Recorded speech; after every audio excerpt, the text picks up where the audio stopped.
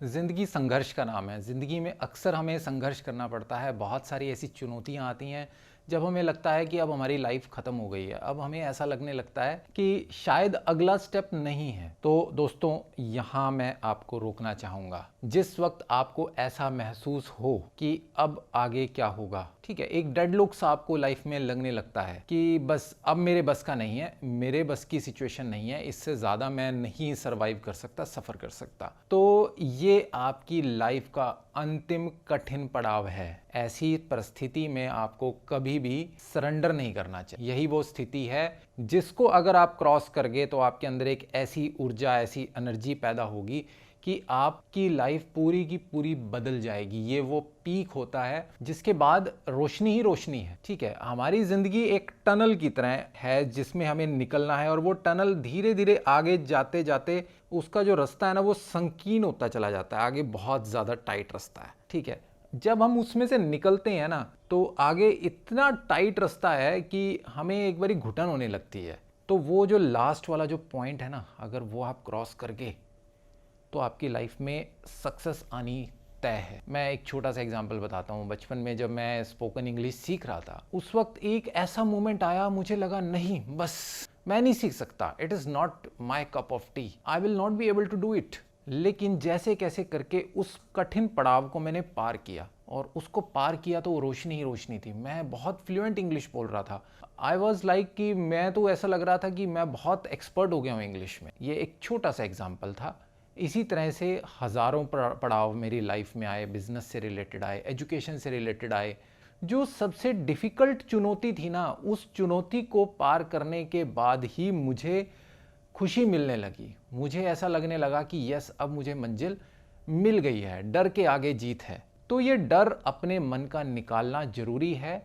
Struggle के प्रति आपको तैयार रहना चाहिए कि जितना ज़्यादा से ज़्यादा स्ट्रगल होगा उतनी ज़्यादा से ज़्यादा लर्निंग होगी। जब मैंने किसी समय में कंप्यूटर सीखना शुरू किया था तो मेरे पास हर रोज़ एक चैलेंज था। मैं बहुत फ्रस्ट्रेटेड हो गया कि मेरे से कुछ भी नहीं हो रहा, मेरा कंप्यूटर हर दूसरे दिन ख़राब हो जाता था। There were hundreds of things. लेकिन उन सभी चुनौतियों को जैसे कैसे करके, उस समय खैर हमें इतनी नॉलेज नहीं थी, इतनी मोटिवेशन नहीं थी कि इन परिस्थितियों को हंसते हुए और खुश होते हुए हमें सहन करना चाहिए। तो बहुत ज़्यादा नर्वस भी हो जाता था, घबरा भी जाता था, रोता भी था, बिलखता भी था। लेकिन एक वक्त ऐसा आया कि मुझे लगने लगा कि ये सब लोग मुझसे पूछने लगे हैं कि ज्योतिष, कंप्यूटर में ये चीज़ कैसे होती है, ये चीज़ कैसे होती है। तो आप अगर कोई भी काम कर रहे हैं उसको कंसिस्टेंटली करें। ये ना हो कि आप कॉन्टिन्यूसली उसको चेंज करते रहें, शिफ्ट करते रहें, बार बार काम बदलते रहें। अपना प्रयास एक दिशा में लगा के रखें। मैंने बताया ना, ये एक टनल की तरह है। आगे आगे रास्ता बहुत कठिन है, लेकिन वो टनल से जब आप बाहर निकल जाएंगे तो उसके बाद रोशनी ही रोशनी है।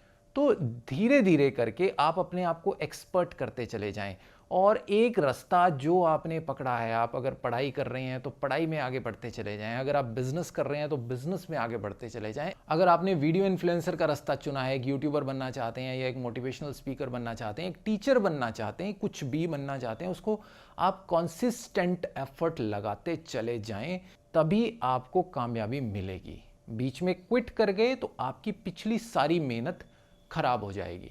तो इस चीज़ का आपको ध्यान रखना है। और एक चीज़, जिस चीज़ में आपको फेलियर मिल रही है ना, उस चीज़ को कभी मत छोड़ें, उस चीज़ को पकड़े रखें, क्योंकि failure is the key to success. एक बार आप फेल हुए हैं, अब आपको उसके लूफूल्स पता चल गए हैं, अब आपको उसके हिडन पॉइंट्स पता चल गए हैं, अब आपको ये पता चल गया है कि इस चीज़ में मात कहाँ खा सकते हैं। तो आप उस पर्टिकुलर काम को बिल्कुल मत छोड़ें, उसको बार बार करते रहें और उस फेलियर को सक्सेस के रास्ते में लेकर जाएं। अब्राहम लिंकन शायद 17 से ज़्यादा बार इलेक्शन हारे, लेकिन वो इलेक्शन लड़ते रहे, लड़ते रहे, लड़ते रहे।